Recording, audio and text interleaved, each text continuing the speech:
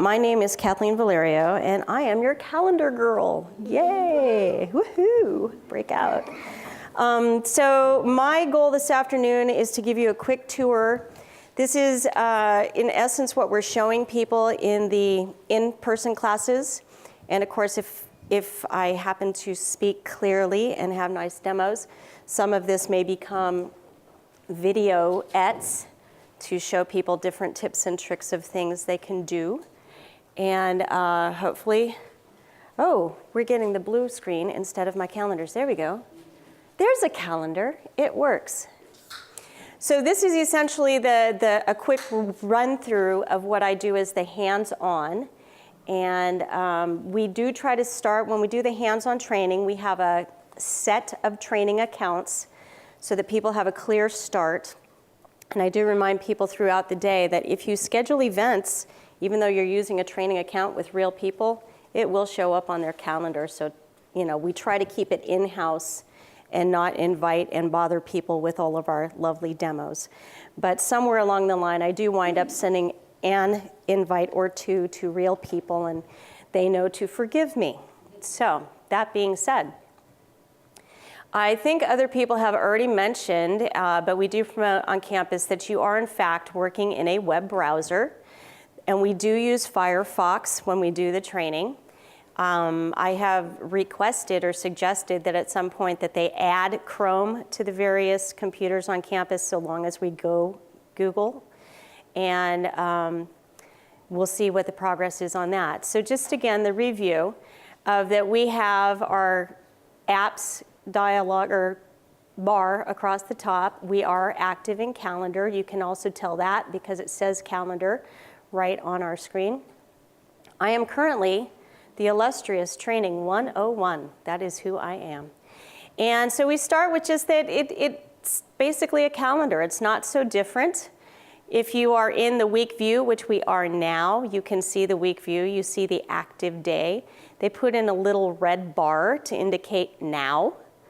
You can change your day or change your view to be just the day, to be just the month. They have this optional one that you can customize, and we'll look at that in a minute.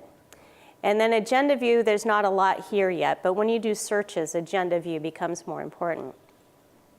So as with Cal Agenda, although we don't have to focus on the comparisons so much anymore, if you're in the week view and you hit the arrows, it will go forward or back a week. And if you happen to be in the month view, it would go forward or back a month, as the case may be. And as soon as you move away from the active day, you will get this button activating to allow you to jump right back to today. They also include for you a lovely month at a glance calendar here. And again, with anything on a web, when you see the little triangles going different ways, you can hide if you need more space below, or you can activate. And it would again tell you what view you're in and what the active day is in this view.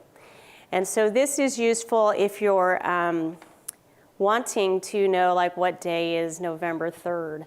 Okay, well that happens to be a Saturday, and then I could click on it and jump to that day. And then I go back to today. So that's kind of how you navigate within Google Calendar. So that's our basic navigation. The other things here is you can see who you are. Under My Calendars, you would see the list of any accounts that you have you have control of. I mean real control, like you can share and manage and everything. So these are the only ones that I have control, and everybody would have control of their own calendar for sure. We'll talk about adding additional calendars later. I did preload myself for just a quick peek further down. All right, so that's the basic navigation. Now we'll go on and talk about, and I'm certain you're beginning to see the similar layout, the create button and the calendar, and over here is our good friend, the settings wheel. So if we click on that, I'm going to start with labs just because there's a couple that are really useful. And I will show you what I mean before I go to it. So right now we're looking at, what is this, 12 in the morning all the way to 12 at night. which is a whole lot to see. And most of us aren't going to be doing meetings at 2 in the morning or 1 at night, and so you just don't need to see all that. So one of the ones they showed me early on that I like very much is located in a lab. And so we are here in the Labs tab, as opposed to these others, which we'll get back to. And it says hide morning and night. And it's been around for just about a year, so I'm not sure what the rule of thumb is for Google in terms of how long something has to be a successful lab before it becomes part of the regular settings. But I imagine this one is so practical that it will someday grow up and be a real setting. So I'm going to go ahead and activate the hide morning and night, and we'll save that so you can see the difference. Okay, so now I get the compressed time in the morning as well as the evening. If you needed to see it, you could click on the space and it will expand. And if you need to revise your time, you can just drag your time and it will adjust accordingly. And if you do schedule things, and we'll see this again in a minute, that it'll start to show in this area. All right. Let's see, was there anything else that I wanted to do in terms of the labs? Let's give you a quick tour of the labs just so you can see what else there is. So that's the most common one. Gentle reminders is one that people like, as opposed to having the pop-up lock up your computer. Let's see, event attachments, that's a useful one, so I'll go ahead and enable that one. And you can see some others are in here where it will give you a little bit more detail. So instead of just saying lunch, it's who's my one-on-one with. If you want to, you can activate that. They have some, here's a countdown clock to your next appointment, if you like that. Or if you want to see different times around the world, if you have family or friends around the world and you're trying to figure out if it's a good time to call, you can have the different clocks right there next to your calendar letting you know. So I'm going to click on Save for those changes. Okay, the next thing I'm going to do is go over the General Setting tab. So once again, back through our Settings to the Settings tab. And we're going to start at the beginning this time, at General. And some of these are pre-configured for us, which is fine. You can add different times if you would like to. You can change your format for date display. You can change the time format if you prefer the 24-hour clock to the standard, I guess they call it. You can change what day the week starts on if you prefer to have Monday be the first day of the week. And I'll show you what that looks like, and then we'll come on back. So I'm going to save that setting. So now I have my weekend clumped together. And you can also hide your weekend. I'll go back and we'll show that. So once again, through Settings, scrolling our way down. You can show your weekends or you can hide your weekends. That's up to you. The default view is what will launch when you first log in. It does default to the week, but if you prefer a month view or the agenda view or some other custom view, you may choose a different time. For whatever reason, the custom view defaults to 4 days. If you prefer something like 3 weeks at a time, you can change that. This one, location, is a real important one. I'm going to go ahead and type in 94720. Oops, do I not have my keyboard active? There we go. I was going to say, all right, and this is Google, right? They're all about maps, so things are going to start tying to whatever location you put in here. And one of those things that would tie to the location would be if you want the weather to show or not. So I'm used to thinking in Fahrenheit, so I'm going to select that. And it shows, do you want to see events you have declined, or do you want them to disappear? For demo purposes, I do keep this on as yes, and they will show us strike through, so we'll see that in just a minute. And then for your automatic response to any invitation, do you want it added to your calendar, or do you want it only if you have replied yes or maybe? Or do you not want to see the invitations, or you only want to see the ones that you have responded to? and we'll talk a little bit more about that. I'd like to choose the middle of the row just to play it safe. And of course, I'm used to keyboard shortcuts, so I'll leave that active. I'm going to hit save, and we'll go back and see what has changed. So we'll notice that Saturday and Sunday are gone from either end. And it's a little bit easier to see what's happening with my calendar at this point. I have added the weather, so to speak, and you can see my little icons up here. If I hover over it, it's going to give me a little bit of information, what the temperature is. If I click on that icon, it's going to give me a 4-day forecast. So that's kind of useful and fun. And if you didn't want to see that kind of information, or you only wanted to pull it up sometimes, if you click on the little box with the color pad and click it so that it goes blank, that will disappear. That becomes more important as you get more clutter going on. So I think we are ready now to start generating events. Here we go. So you can, similar to CalAgenda, just drag yourself a block of time, and it will pop up a little dialogue, and you can type in anything.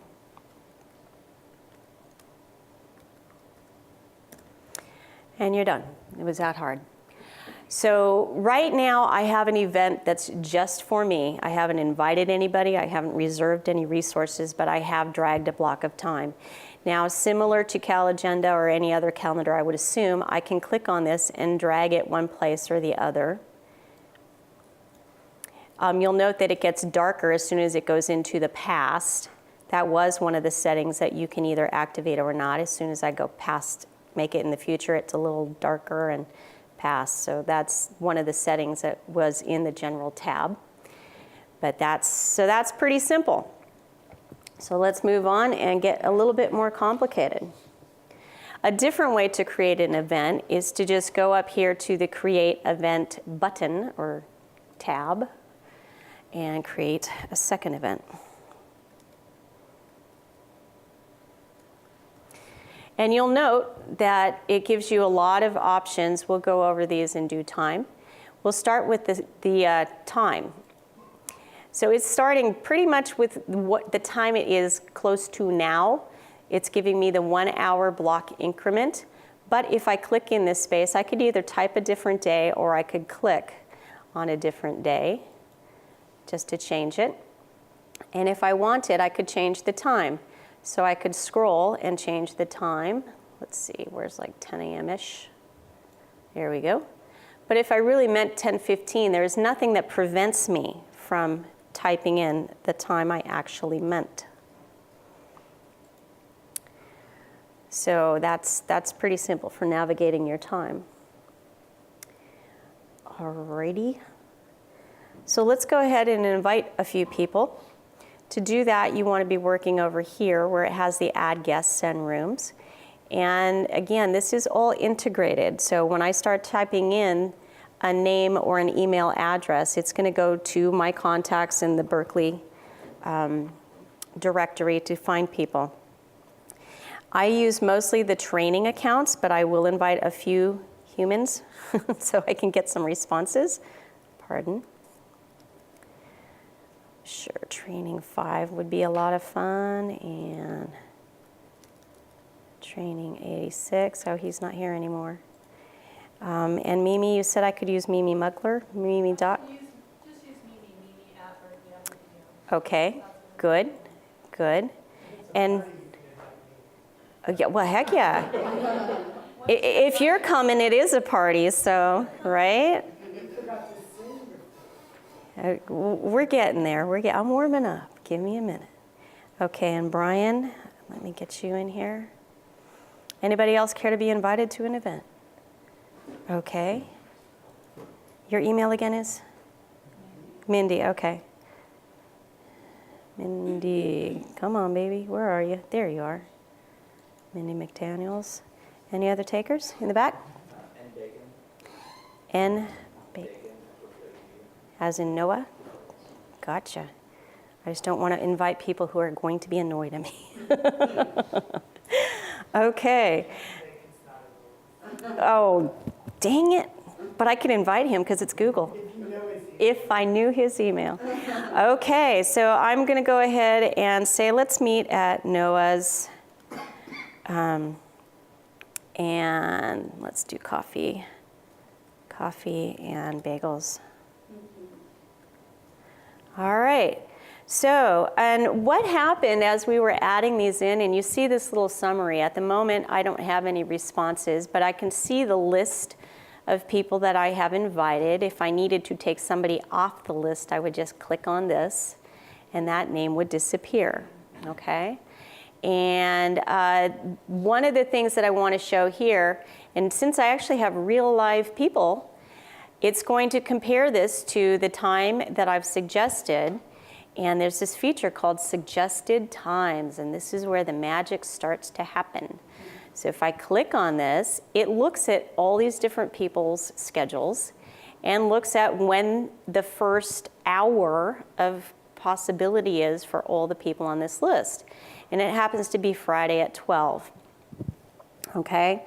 So we can go with that, or we could choose a different time, say at 3 instead, although coffee and bagels. Or here, let's go Tuesday. That would be the week after, so that would be hard to see on the same day. Bummer. Okay, so let's just go Friday at 12. We're going to have bagels at Friday at 12. So be it. And let me save this, and you can see what it looks like. So do I want to send an invitation? Yes, I think they would like to know that they have been invited. So I send the invitation. Now at this point, if I click on this, I can see the list of people. So this is kind of a short mini summary. And I'm going to probably rename this because it's not as illuminating as bagels or something like that. But I can see who's coming. Oh, and look at this. There's a map. How cool is that? So let me check that out. So I click on the map, and this is based on encrypted page. Yes. So it's based on, wow, it went somewhere else. So maybe I need to be a little more specific. Yes, I will be a little bit more specific in my request. Let's edit the event and narrow that down. Noah's, Berkeley. When you're typing the names, Mm-hmm. just giving you all the options, is that part of like LDAP or part of the campus? Yeah, it is part of the How campus. do you set that actually? It just happens automatically. Okay, so Yes, the question was, how did the names, when I started typing in the various names to invite people, how did they appear? And it's the same as your email. So the people that you communicate with most often will come to the top of the list. But if it is a person within the Berkeley domain or whatever we call that, then they would be on that list. And the more you type, it will narrow that search. okay, so like if I have a bCal account, I just type someone's name, even if let's say I haven't emailed them, it would still show up as options and I can select them. Yes, the question was if you haven't emailed them recently, would it still show up on the list eventually? And the answer is yes. And you can search for it as well if needed. And I will be showing something more about contacts shortly. So right now we were trying to just refine our location. So I'm saving, and I've sent you one email. I'm not going to bombard you. I won't send a second. And let me see if we've gotten a little bit more closer with our map. Okay, we did. So again, this is Google, ladies and gentlemen. And we have a lot of information, and whatever they are posting about Google, like you, excuse me, thank you. We noticed that the service on college is terrible. I'm sure they just love that one showing up. So we don't want to go there. Let's instead, I'm going to just lift the address to be more specific with my friends and paste that in here. I don't know if the space matters or not, but will be nice. Okay, and I'm going to rename this as bagel lunch, I guess. And I'm going to hit save. Okay, that was kind of refining it. I don't think you all need to be getting an email every single change I make, but that is a setting you can choose, and I'll show you that in a minute. Okay, so for those of you who are live, please feel free to RSVP so I can show people what the different responses look like. And I do need somebody to say no, just so I can show that. We won't take it personally, it's demo purposes. You're really all meeting me tomorrow or Friday for lunch, seriously. Okay, and just to show you, here is a new event that somebody has invited me to. And the only way I know it's a new event or something I have not yet RSVP'd to is this cute little arrow that's kind of hovering there. And you can click on it and respond right here, yes, maybe, no. All right. Or just now that we have a few more things coming up, you can look at things in agenda view. And here the arrow is a little bit easier to see. It pops out a little better. And for people who did or prefer to work in what we used to call the inbox in Cal Agenda, this is perhaps a better view for them if that's the way they like to manage their mail. And just to point it out that to get back to the other views, you would be clicking on the different view. One of the habits I had to get out of early on, because it is a real live web browser, is clicking on this arrow to go back. Not a good idea. I mean, the world doesn't blow up, but it's not a good idea. So to see what an event that I'm not going to, I'm going to go ahead and say no to this one, and you can see the strike through. It just occurs to me I should probably punch this up a bit. There. Is that too big? Go -1. Can you change your color a little bit? If it were lighter, it might be more contrast. Meaning instead of blue, be a different shade? Yeah, a little bit lighter. Okay, let's go ahead and do that. That's pretty easy to do. And color in bCal is not, it doesn't mean anything. Whereas in some of the calendar events, green meant yes and red meant no. Here in the world of bCalendar or Google Calendar, the colors are simply for contrast. So I will go ahead and choose kind of a lighter purple, I guess. Is that easier to see? Better contrast? Okay. And you can change the colors as easily as that. And if you're looking at a group of people who are all econ, if you want to make them all shades of green or, red's all something else, you can do those kinds of color coding if you like. All right, so let's see, oops. And this I do on occasion too. Sometimes you think you're just clicking on a blank space, and it starts to create an event for you. It's not like a end of the world, just go ahead and click the X and it will tell you what's going on. So I've given some people a chance to RSVP, and let's go ahead, and you can see right here that Brian has declined. Thank you for demo purposes. And let's see what the rest of the people are saying. Okay, so people are actually using a different little field. I'll show this to you as well. So thank you for giving me the full range. We have the decline, we have the question marks, that they are not sure, and we have a few people confirming. And a couple other people put in some comments, which is something that you can do. So if I were to change the response on my own event, or I would like to add a note, if you're following up on something you've already RSVP'd to, there is always going to be this area at the top of your screen where it says add a note or change your response. And so here is where I could add my note.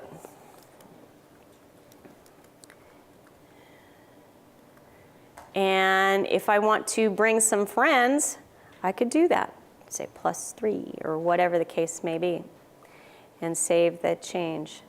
So people can tell you a little bit more. Let me go back in so we can see that again. People can tell you a little bit more about what's going on without you having to make a lot of phone calls or emailing back and forth. You can get a fair amount of information right here in your calendar. And there's also the ability to email specific guests or just some of the guests. So if I wanted to only email the people who are still saying maybe, take out the yes, I could do that and say whatever, and then it would flag the email as this is an update to the event that's already on their calendar. And I could type in whatever, and I can send a copy to myself if I would like, or not. So you have a lot of flexibility and granularity. There's, it's the calendar and the mail are very well integrated. So.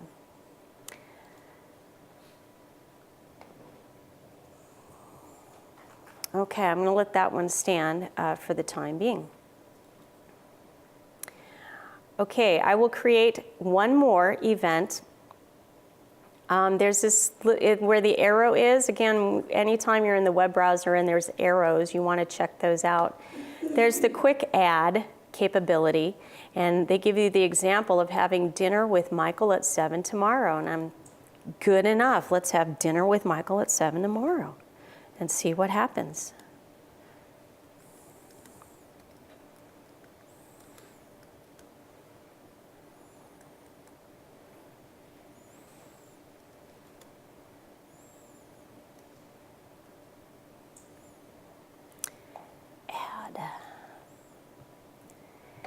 And what this demonstrates fairly nicely is what happens to an event that is not part of your regular work day.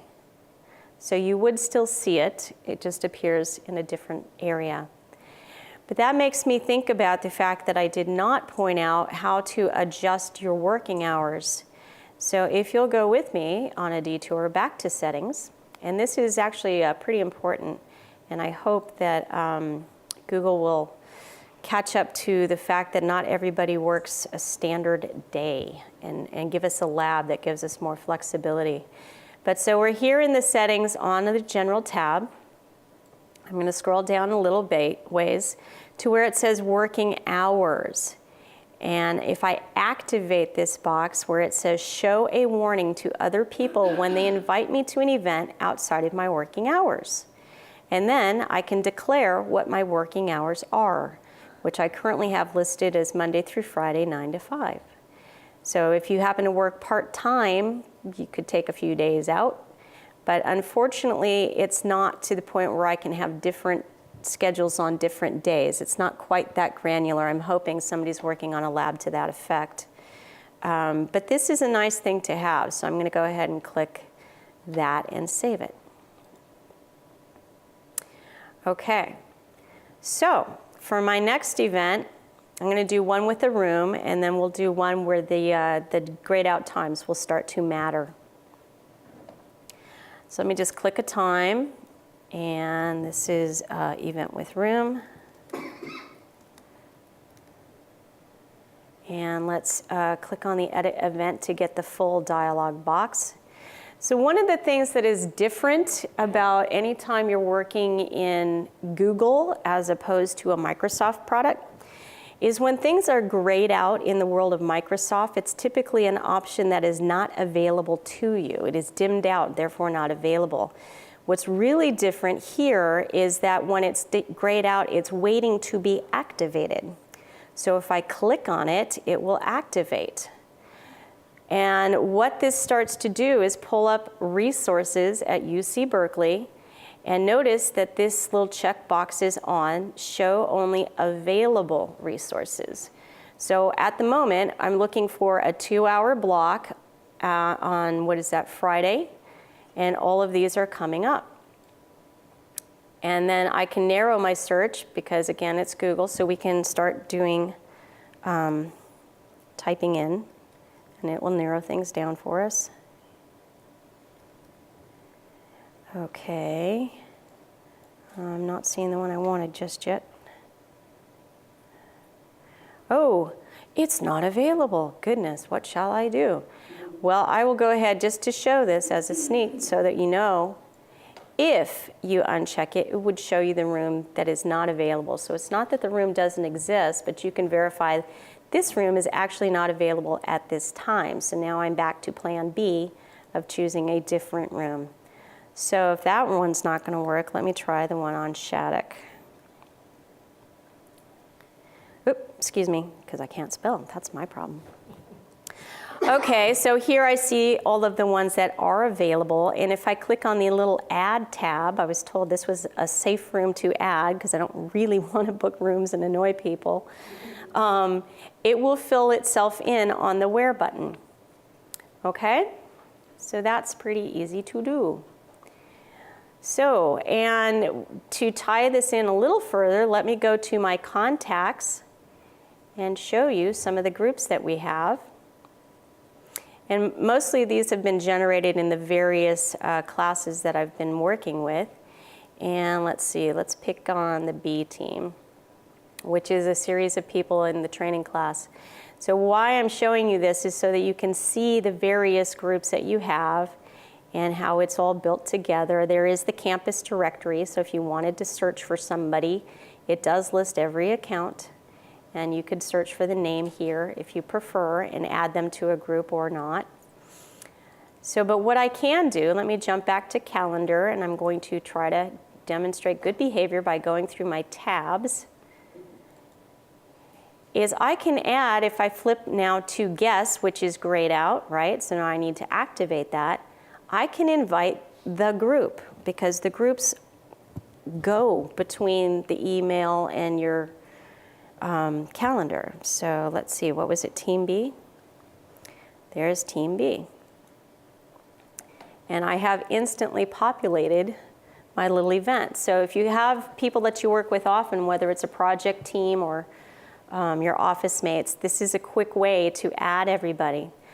I'm not going to have conflicts with these people because, well, they're all training calendars and they're not particularly busy yet because we try to start with a clear account.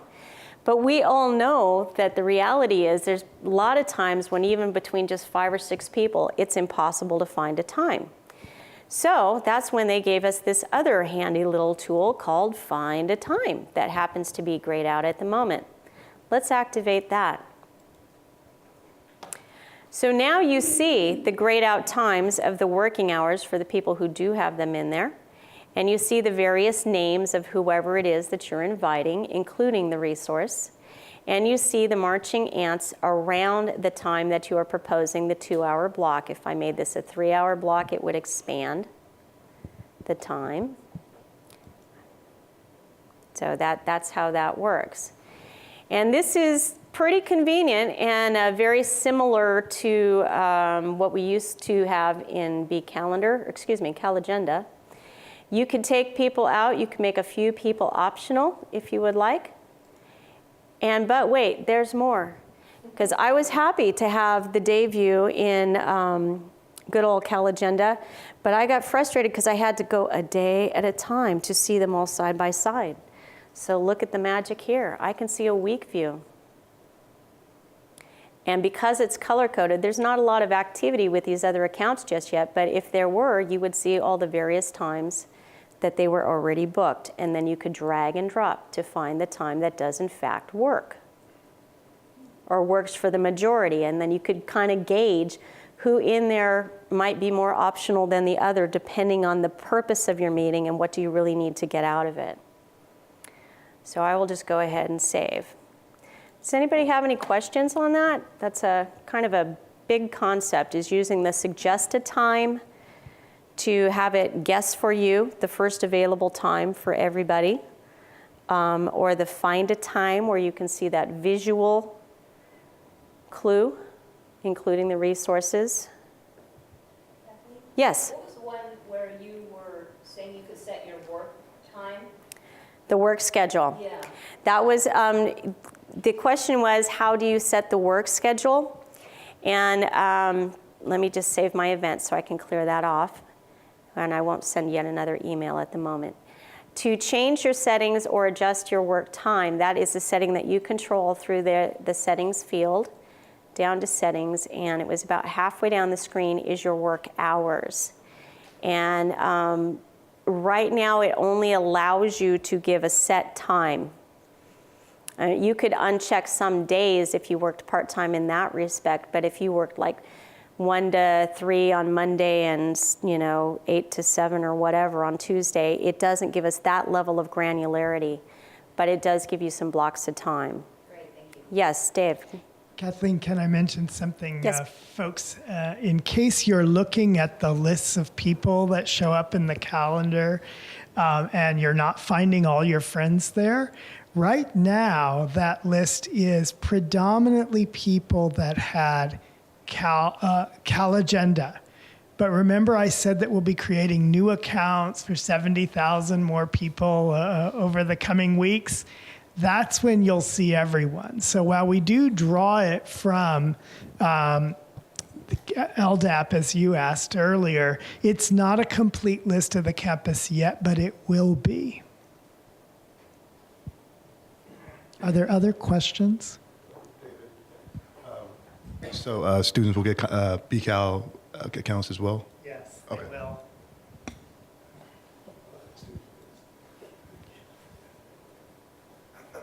Okay. So let's see. We've invited the room. Oh, yes. So now that we have our time scheduled in there, just to point it out or alert you, it will not prevent you from inviting people 2 hours outside of the work time. It just gives you a heads up, kind of FYI. And so let's do yet another event to illustrate this point. So I'm going to say create an event. Oh, let's do one better. Discard this event. Let's start from an email to illustrate the point. So I could be in an email, and instead of creating the new event, I can say compose. And I can start to invite my friends.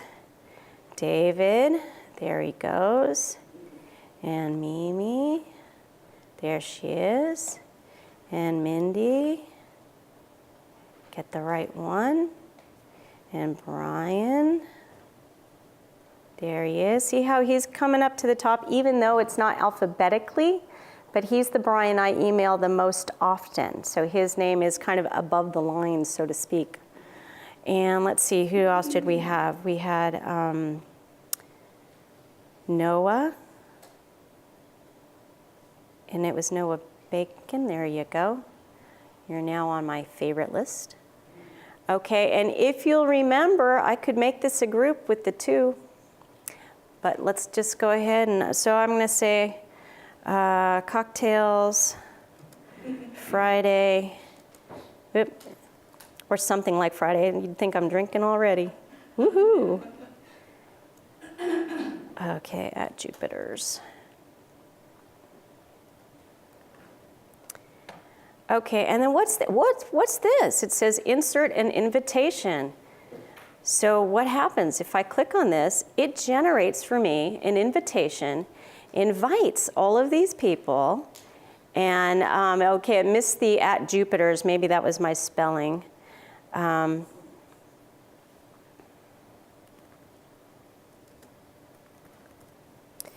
Okay, and so let's meet. Can you remind me where you were? Were you in mail when you found I was that? in mail. And that was a really cool trick that I found just the other day that I just couldn't wait to show you all. So it says insert the invitation, and I'm going to click, yeah, that's exactly what I want to do. And now it makes it this little invitation with my list of who is invited. And I had started it out as an email. So again, this is to really illustrate how integrated calendar and email are. And you can RSVP directly in your email. In theory, you could run your whole life out of email because it gives you this little preview of your day next to each event that comes in. Or you could almost run a lot of things right out of calendar if you'd like. So there we go. So let me send this email. So sorry for the extra real live email, but I'll see you all on Friday. So now if I jump back to calendar and let me again try to demonstrate good protocol here. And I think I need to hit a refresh for it to appear. So cocktails, okay, I guess I said Friday, but I wasn't specific about the date, was I? Silly me. We won't dwell on that. But I'll go ahead and click on it. And we have our Jupiter's map, right? Let's see. Yeah, the real Jupiters. And it's real Google, you know, if I wanted to start doing that, what is it, where you walk around? I mean, it's crazy what you can do. And if they have, you know, the links to the menus and all of that, it's all in there. This is real live Google in real time. So that's a lot of fun, I think. And let's see, editing the event. So if I wanted to add one more comment or change, just again to show it one more time, I'll say first round's on me. Okay. And now watch everybody start adding guests. It's like, whoa, what have I done? Okay. Oh, and before I walk away from this particular demo, let me start showing some of the other things that we haven't talked about just yet. It's worth noting in the world of Google that guests, unless you uncheck it, these are the default settings, can invite other guests as well as see the guest list. And in most cases, for work-related stuff, you probably want people to know who else is coming. On occasion, there may be a confidential issue that you would not want people to see the invite list. But the intent was to help us not get in that business of having to call, you know, so-and-so to find out if so-and-so, why didn't you include so-and-so, because they know the extra something about this something. And everybody, you know, everybody wants, you want the right people at the table. And so if we allow people to build that list on their own, you know, you may need to find a bigger room at some point, but you don't have to have 3 extra meetings to just get the right people there. It allows you to do that. And also to point it out, we can, there's this little reminders field that we haven't talked a lot about yet.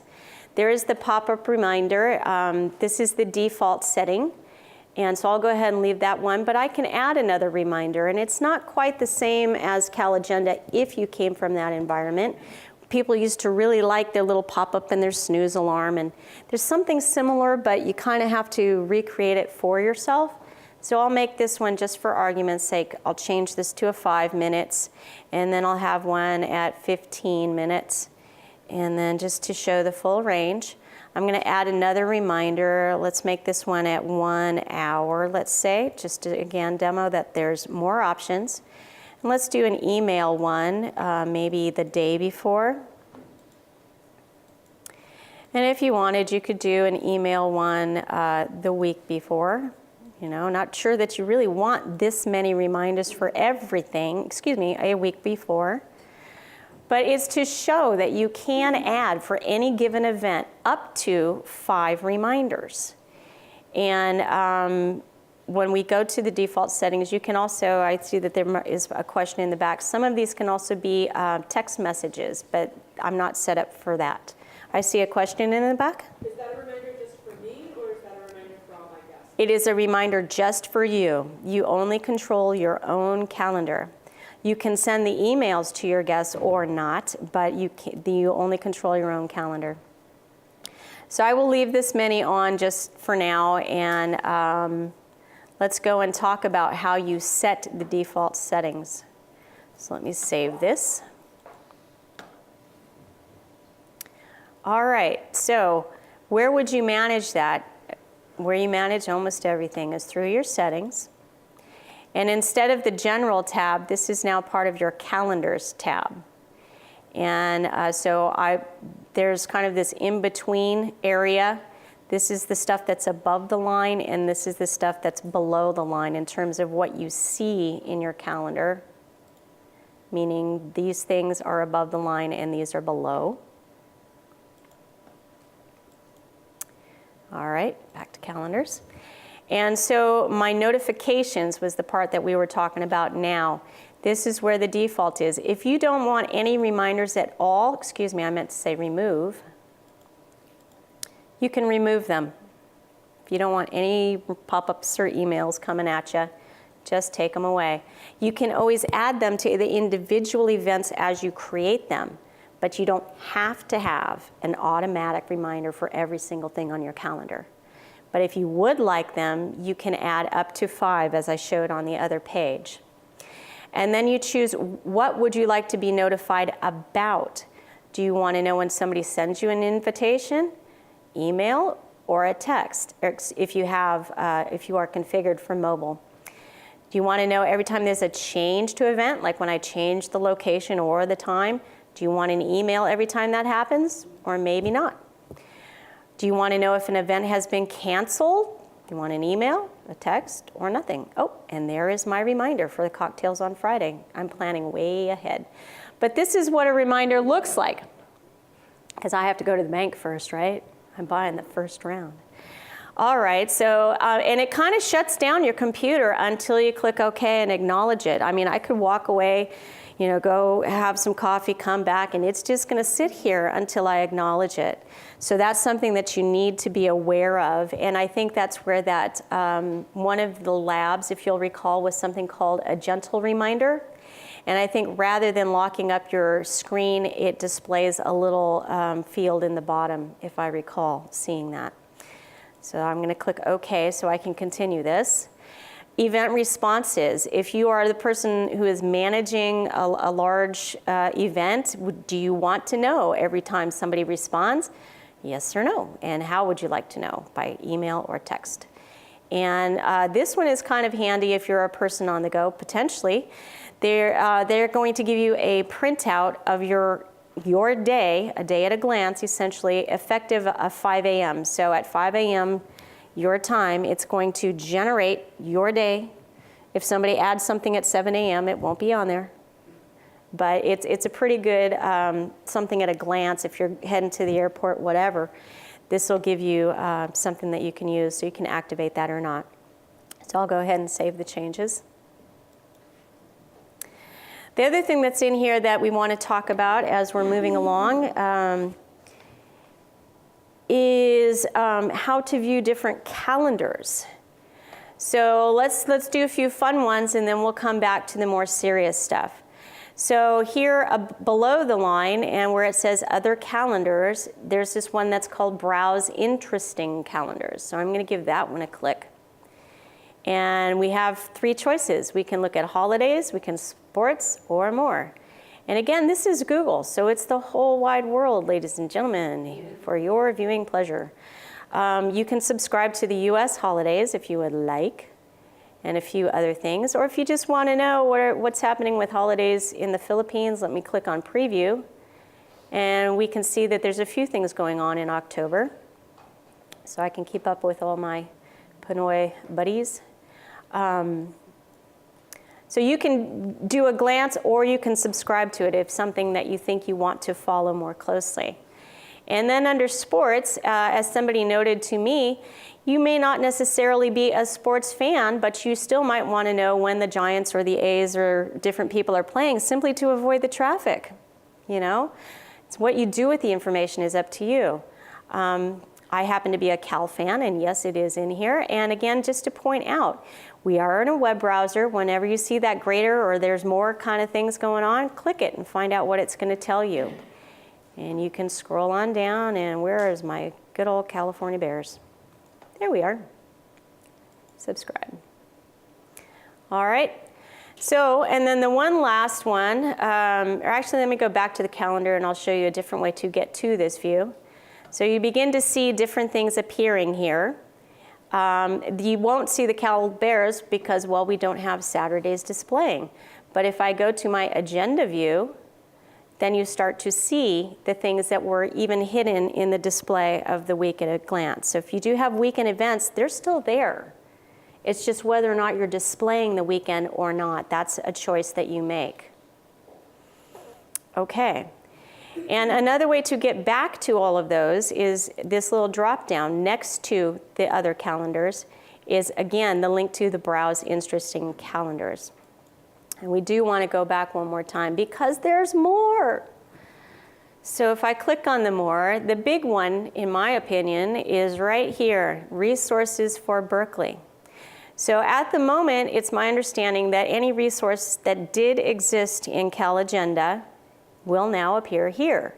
And if people have rooms that they would like to be tracking this way, I believe if they send an email to bConnected at berkeley.edu, which is our catch-all now, and say that you want this room to be added to the resources and ask very nicely, I'm sure they will get to that for you at some point in time. So I'm clicking on the more for resources at Berkeley, and there's a lot, so it takes just a little while. For better and for worse, because I had imagined that the search here was going to then let me search for like just university or different things, and it doesn't quite work that way. I don't know if anybody's working on a lab for that, but that's okay. It does sort according to, I don't know what the name of the rules are, but it starts with the numeric and then is followed by alpha. So you will have all the ones and followed by 1, 1 or whatever until you get to the 2s, and eventually you'll get to the others. But you can scroll down and find whatever you need. And it will say in the instances when there's more, so there's 8 more at Bancroft, you can expand that. And if you just want to see if the room is available for a particular date and time, you can do that little thing at a glance. Oh, they're not giving me permission. Well, fine, be that way. Let me go back one and do one that I know I can see. Way down in University Hall, because that's where I live. 36, University Hall.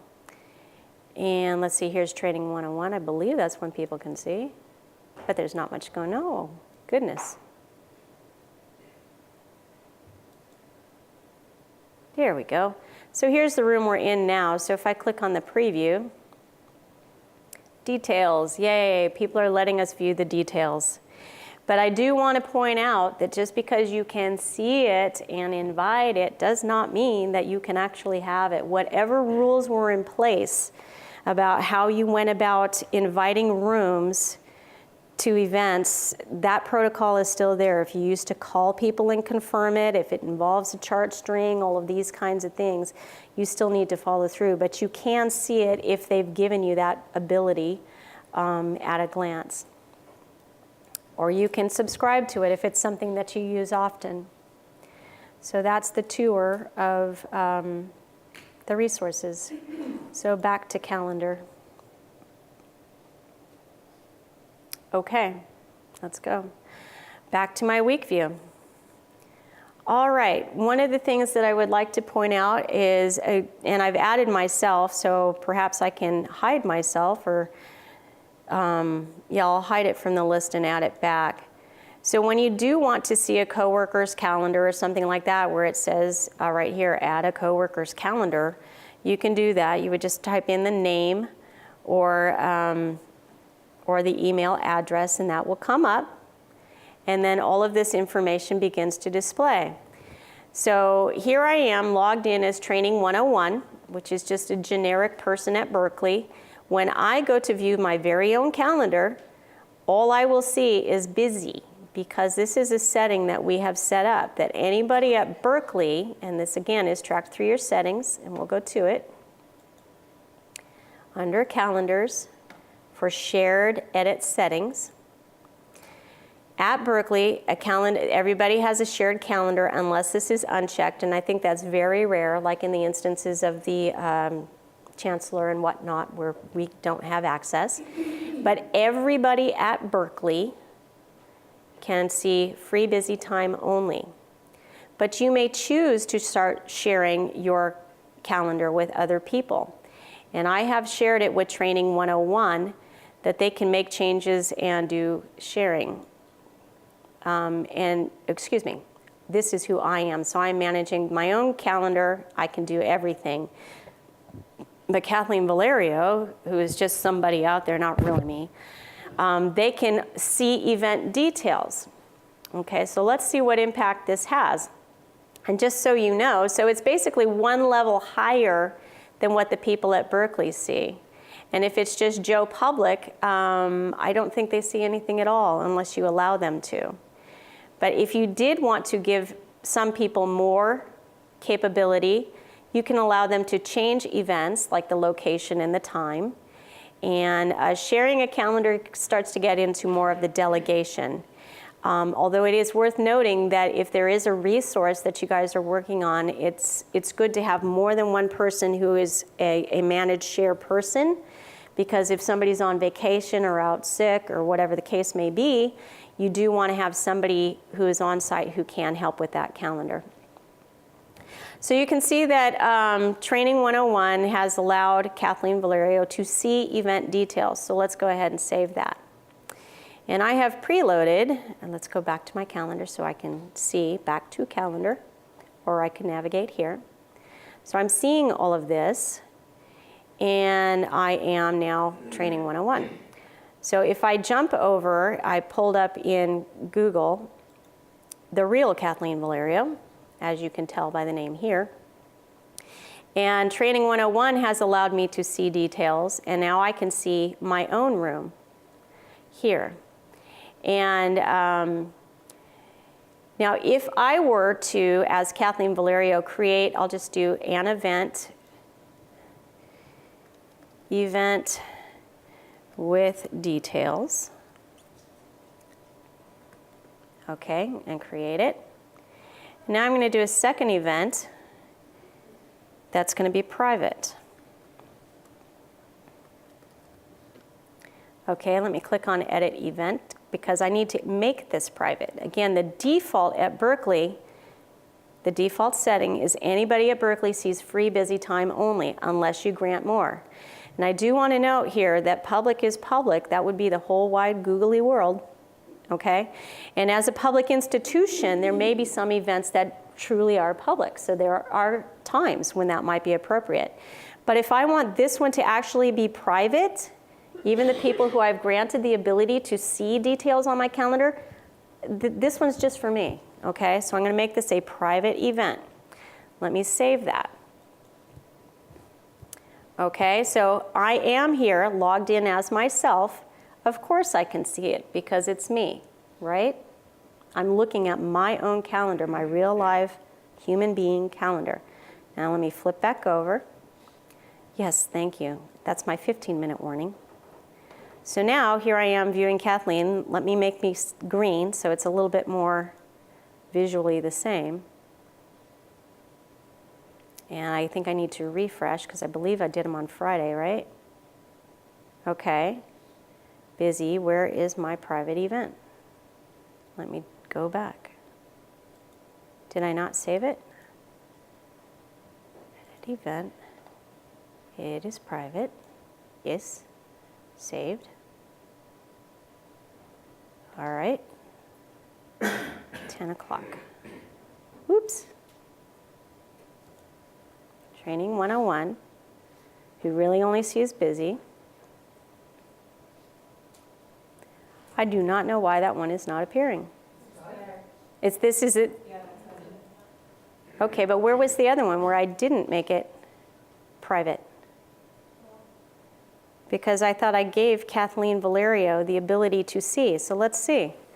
So I'm Training 101, and I think I have shared my calendar with Kathleen Valerio. I look at calendar settings, and it says anyone can see nothing. That's the whole wide world, but I, as Kathleen Valerio, can see free busy. So perhaps there's a lag between when you change the settings, or if I think about it, I think there's where you send an email to the person and the person has to agree to let you see details. I'm getting a little confused, so I'm not sure. Sometimes a lag. There is sometimes the lag. We have changed things. I'm speaking from the support desk perspective. There can at times be a lag when we change permissions. It's not Okay. something that's instantly propagated amongst Google servers. Sometimes if you can even log out and log back in, so it will go back and grab Get a refresh. permissions. Yeah. Okay. All right.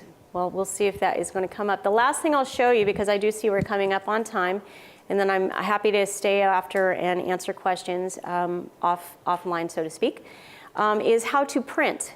So here under this lovely more, you can see the drop down. So one of them was refresh that didn't seem to work just yet. But you can print, and it will pull up whatever view you're looking at. So we're currently at week view, and I currently had multiple calendars showing, okay? So let me just cancel this and show you the difference. If I were in a month view and opted to see, let's do a this calendar only display this calendar only, and I go to more print, then I see just that. And of course you can change the size of the font, and you can have it show as black and white, although this screen, I think because I have it enlarged, it's hard to see. But you can do it black and white instead of color-coded. So whichever view you are looking at, again, to illustrate, if I did agenda, I'm busy all the time. Everybody knew that though, right? But if I add somebody back, then I start to see some of the other things going on. And just to show it from, am I in Training 101? Yes, I am. If I click on it, it will allow me to go from this perspective to edit the event, invite more people, change my settings, whatever it is that I need to do.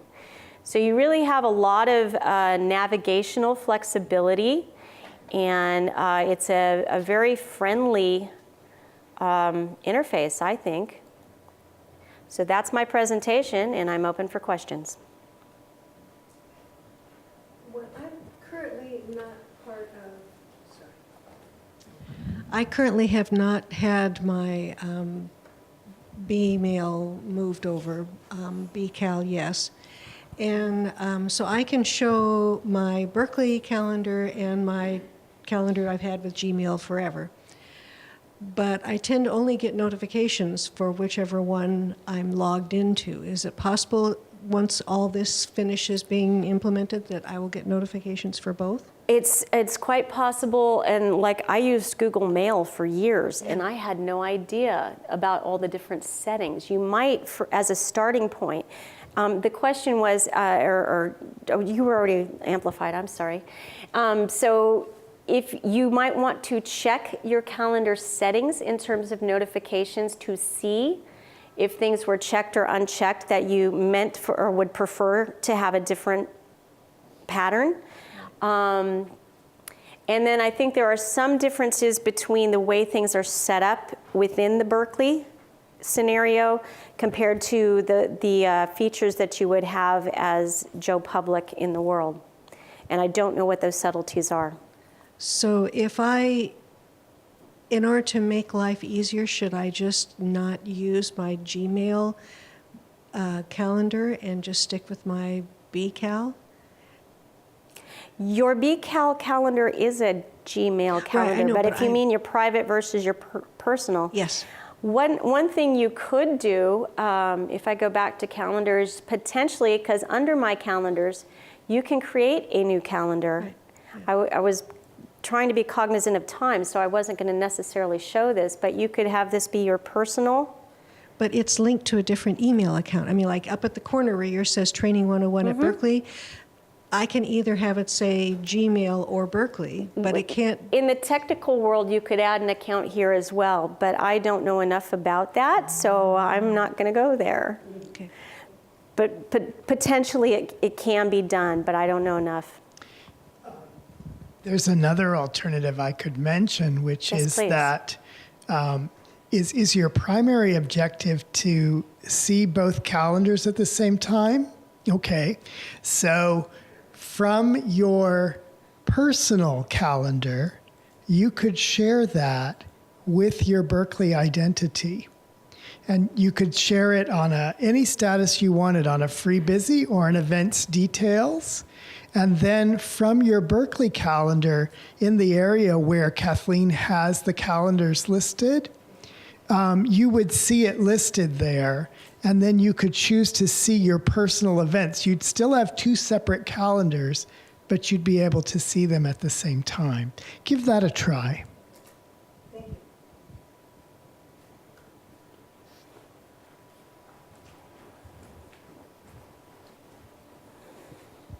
Yeah, first of all, showing both calendars, as you suggest, works very well.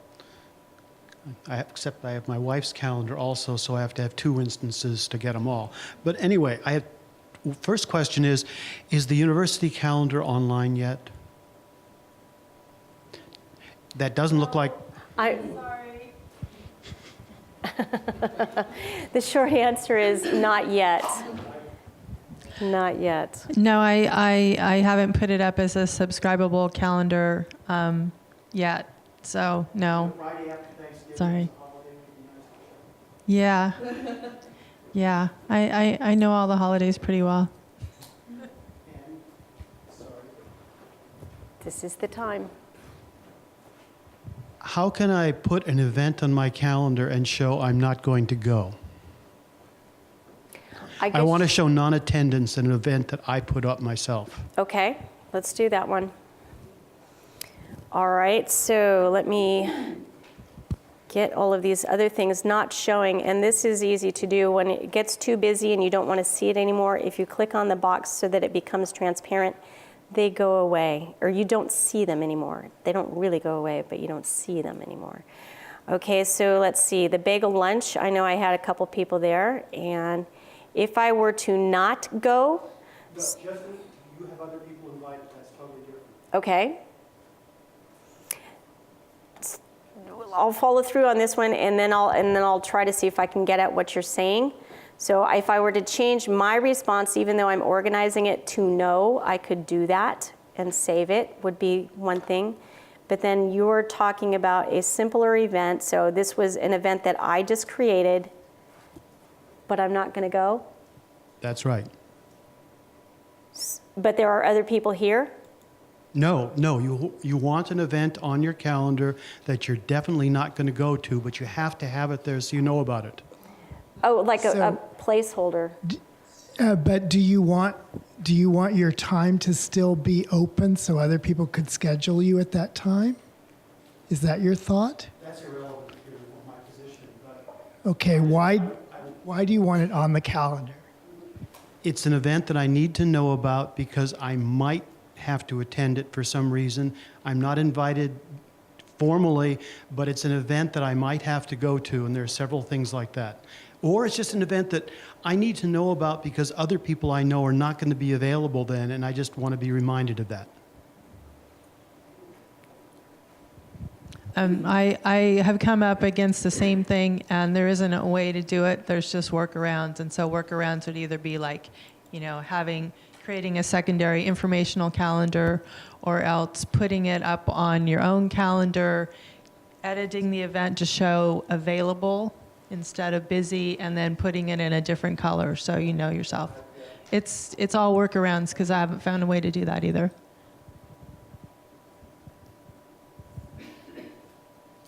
Other questions?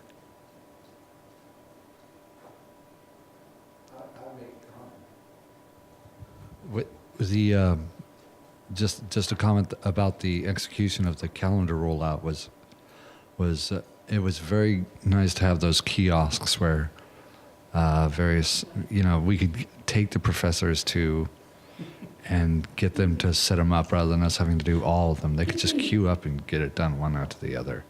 So as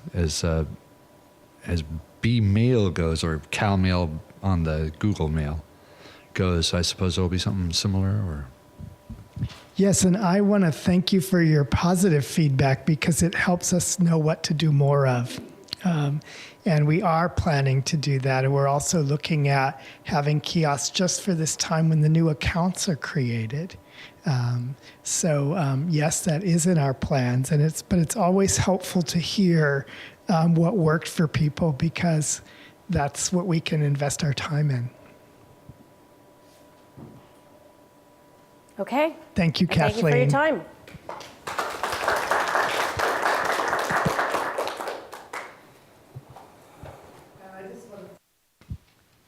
All of you for sticking through this day and staying for all of the presentations, and more than that, for volunteering to be a Google Guide.